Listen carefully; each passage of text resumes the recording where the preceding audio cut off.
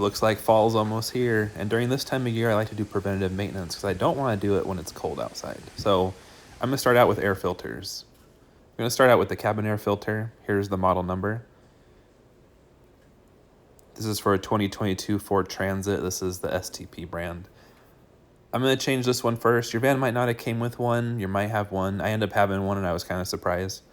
But I'll show you how to install it. So this goes in behind your glove box.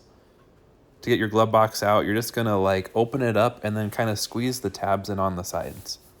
You'll see this flat area up here with a little door. You just kind of pull on that little clip and then it'll open the door and you can see. I actually wasn't expecting an air filter in there, but I do have an air filter. So gotta pull this out. This one's a little bit difficult. It's kind of spongy, difficult to grab onto. But once I got it out, it was an OEM Ford filter, so probably been in there all 26,000 miles now. Doesn't look actually terrible, but it is dirty. I mean, and it's a little smelly, so time to get rid of it. New filter. Here's the orientation for the airflow. Airflow goes from top to bottom when you put it in.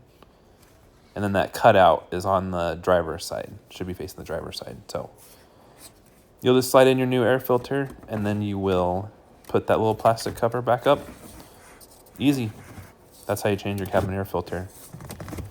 So now we'll move on to the engine air filter. I put a K&N in, so I'm going to recharge it, kind of clean it, re-oil it, and I'll go over the steps for that. So first thing I'm going to do, I'm going to inspect it. I've already sprayed a little bit of the cleaner degreaser on it.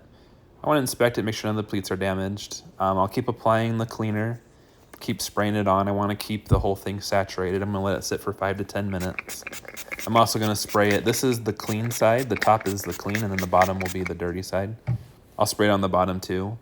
Just looking at the bottom, this thing is full of bugs. Like, this van just eats bugs like crazy when it's driving.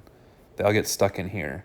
There's only probably like 18,000 miles on this filter, but it has so many bugs in it that I just was like, I gotta clean it. When I looked at it, inspected it, I was like, I have to clean this. So after you've let your cleaner saturate and sit and whatever, then you want to run it under water. You want the water to go clean side towards the dirty side, so all the stuff falls out the bottom. This is like pretty rewarding to watch, you know, because you want the oil's pink, so as you rinse the oil out, the pink leaves the filter, and then you're left with white filter underneath. So this kind of looks nice. It's kind of disgusting. I can feel the bugs they're like falling out and hitting me in my hand at this point. It's kind of gross. There was a lot of bugs in here though.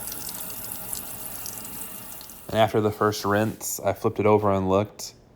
There were so many bugs. Their legs and stuff are stuck in the wire mesh that protects the pleats of the cotton filter, you know.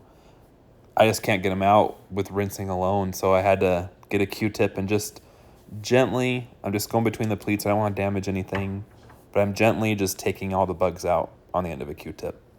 It's actually pretty disgusting. Almost makes me want to just buy filters now instead of having to oil this filter, but I've always used K&N. I really like K&N, so I repeated the process of spraying it with the cleaner and rinsing it probably 4 more times, just to try to get as much of that pink oil out and to get the bugs out. And I'm at a point now where I feel pretty good. Like, the fabric's still slightly pink, but I feel pretty good. I got most of the stuff out. In between the pleats, looking at it, I think I got pretty much every bug piece that I could get out. There's still like some spots where I can't really reach it without damaging anything, but overall it looks pretty good. So now it's time to oil the filter. So before the oil is placed on there, I let it dry. This thing took 24 hours to fully fill dry to me. Finally, that was not leaving like little wet marks on the paper towel underneath it or whatever. So time to oil it. I got it placed on a little cardboard box. I've never used the spray oil before. I've always used the drip kind. Spraying is pretty much the same. You're just going to spray it on the top of the pleat, and then it'll kind of work its way down. That's the same way if you had the drip kind. You just run the nozzle right across the top of the pleats and let it soak up. Never done this before, so I'm kind of trying to get a feel for it. I think that's about how I want to do it, but we'll see. I'd rather put the oil on too light and then have to redo it than put it on too heavy and then have an oversaturated filter. So we'll just go along the pleats and we'll just see how it goes from here.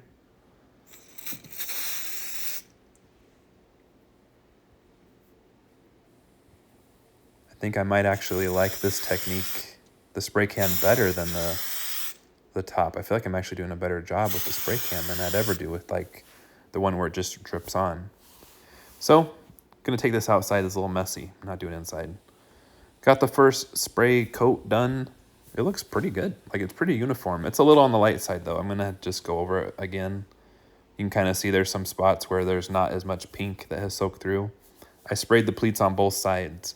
So spray the top side, the clean side with the pleats, and then spray the bottom side just on the pleats, just on the top of them. 2 coats. I think this looks good. This looks uniform. It's an even color pink both sides. So we'll go ahead and get this back in the van. So I got it back placed in its housing. You can see the orientation, how it goes. I removed the headlight to move this in and out of the van. It's easier. I'll put a link in this video to when I put the K&N filter in, just to show you how removing the headlight actually makes this job so much simpler. So that's it for this one. Like and subscribe for more content. Thanks for watching.